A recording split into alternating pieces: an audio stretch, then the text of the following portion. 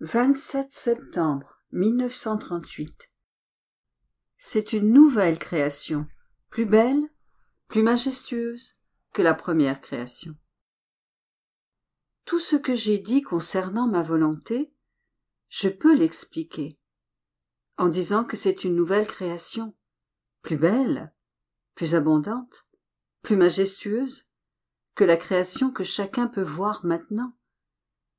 Oh, combien cette dernière lui est inférieure! Et si les hommes sont bien incapables d'éteindre la lumière du soleil, d'arrêter un vent impétueux, de cesser de respirer l'air qui les entoure, ou de tout réduire à un tas d'ordures, combien plus encore seront-ils dans l'impossibilité d'éliminer ou de détruire quoi que ce soit de ce que j'ai dit.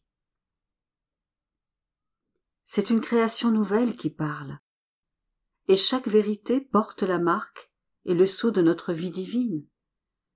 Par conséquent, dans mes vérités manifestées sont inclus les soleils qui parlent, les vents qui racontent et embrassent dans ma volonté, afin d'entourer et de conquérir la créature par ma puissance.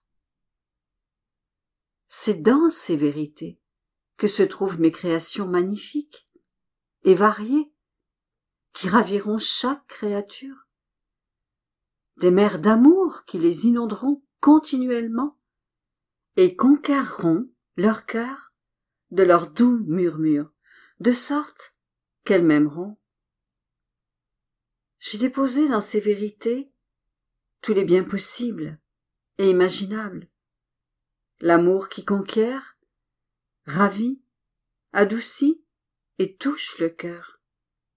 Rien ne manque pour conquérir les créatures et permettre à ma volonté de descendre avec dignité et majesté, en union avec l'armée de mes vérités pour régner parmi elles.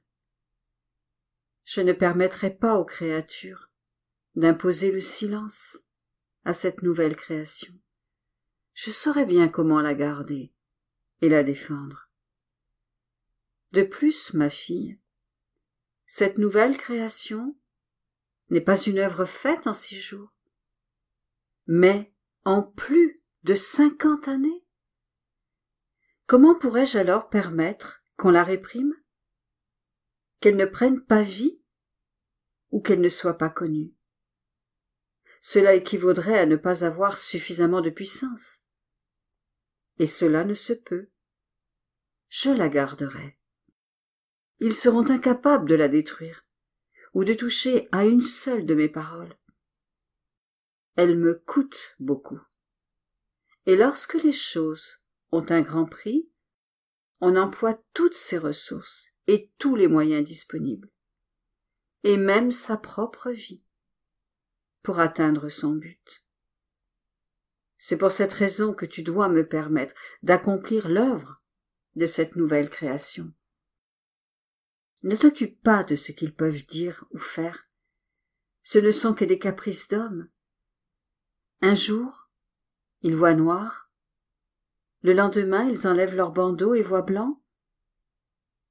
Je saurai comment triompher de tout et faire connaître mes vérités comme une armée militante à la conquête de la créature.